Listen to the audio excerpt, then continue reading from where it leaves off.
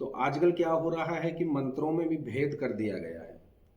अपने अपने मति के अनुसार, अपनी बुद्धि के अनुसार मंत्रों की व्याख्याएं भिन्नता से की जा रही है। त्र्यंबक का अर्थ वहां पर बताया गया है एक विद्वान द्वारा कि त्र्यंबक का अर्थ होता है राम जी। ये राम जी का नाम है त्र्यंबक। तो उस सज्जन ने मुझे जब चलचित्र भेजा तो उन्होंने कहा कि मैं राम जी के लिए यदि प्रार्थना करता हूँ, पूजन करता हूँ, तो मैं त्र्यंबक का उच्चारण कर सकता हूँ। किंतु जो वैदिक व्याकरण है, वैदिक व्याख्याएं हैं, वेद मंत्रों की व्याख्याएं सामान्यतः किसी साधारण व्यक्ति के लिए और साधारण बुद्धि वाले के लिए तो वो व्याख्याएं करना ही असंभव है, बहुत कठिन है। किंतु शिक्षित लोग भी जो पढ़े लिखे हैं, व्याकरण पढ़े लिखे हैं, संस्कृत जानते हैं, वेदों की महिमा जानते हैं, पुराणों की महिमा जानते हैं, तो उनको अगर यदि वो भी ऐसा करते हैं तो फिर आम जनमानस में साधारणतः सभी में भ्रांतियां फैलती हैं। अब उन्होंने त्र्यंबक का जो अर्थ किया है वो किया है कि त्र्यंबको सह इति, ऐसा करके उन्होंने कुछ भी बनाकर राम जी के प्रति कर दिया है। राम जी का अनादर नहीं है, राम जी हैं, शिव जी हैं, सभी एक दूसरे के पूरक हैं।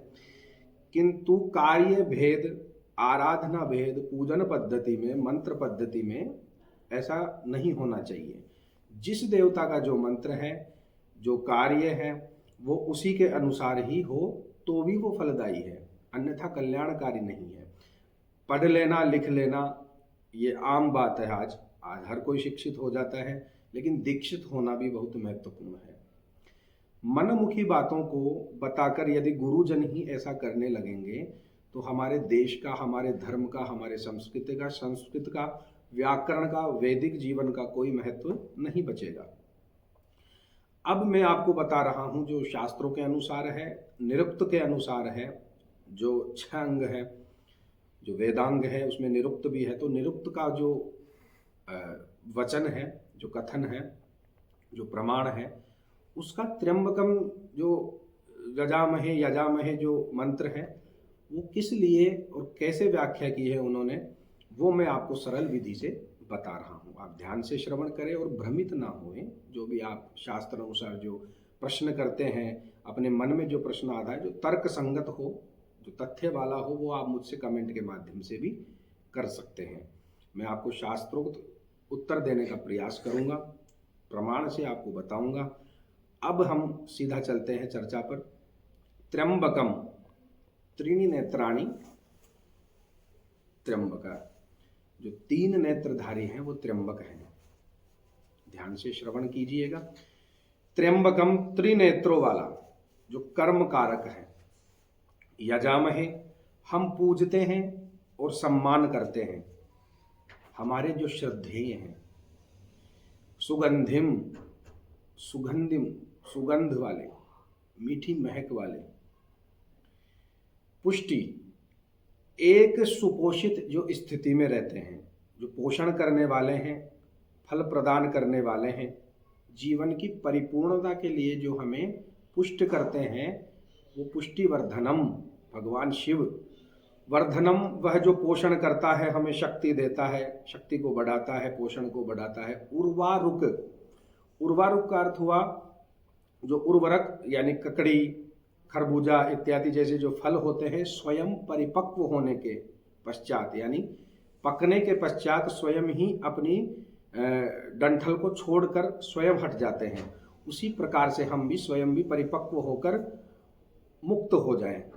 इस मंत्र का ये अर्थ है। भगवान शिव से हम प्रार्थना यही कर रहे हैं। जो रुद्र हैं भगवान शिव है, महामृत्युंजय देव हैं, उनसे यही हम प्रार्थना कर रहे हैं। इवत्र, जैसे और इस तरह। बंधनात्, वास्तव में समाप्ति से अधिक लंबी है, यानी मृत्यु से। मुक्षीयमामृतात्,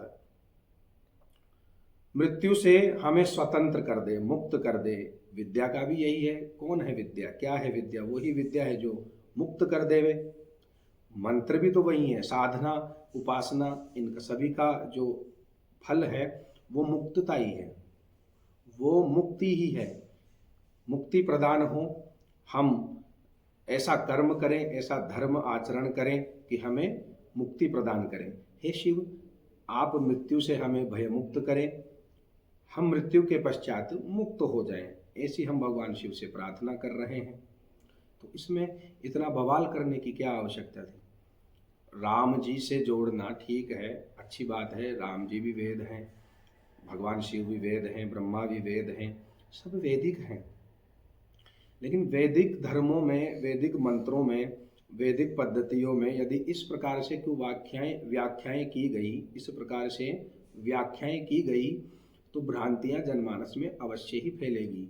इसलिए मेरा नम्र निवेदन है, करबद्ध प्रार्थना है कि ऐसी व्याख्याएं ना करें कि जनमानस में भ्रांतियां फैलें और ये लोग भगवान में भी भेद कर दें। मंत्रों का अर्थ इस प्रकार से ना बताएं कि मंत्रों में भी भेद हो जाए। मंत्रों का जो फल है, मंत्रों की जो शक्ति है, उसको बताने की कृपा करें, क्योंकि जनमानस वर्तमान युग में इतना भ्रांति में है, इतने भय से युक्त हैं कि क्या कहें।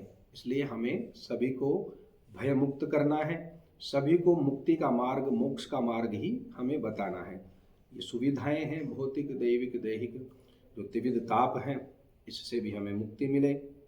सुविधाएं जो भौतिक युग में आप देख रहे हैं, इनमें ही प्राय जन सामान्य पागल हो पड़ा है, पागल हो चुका है।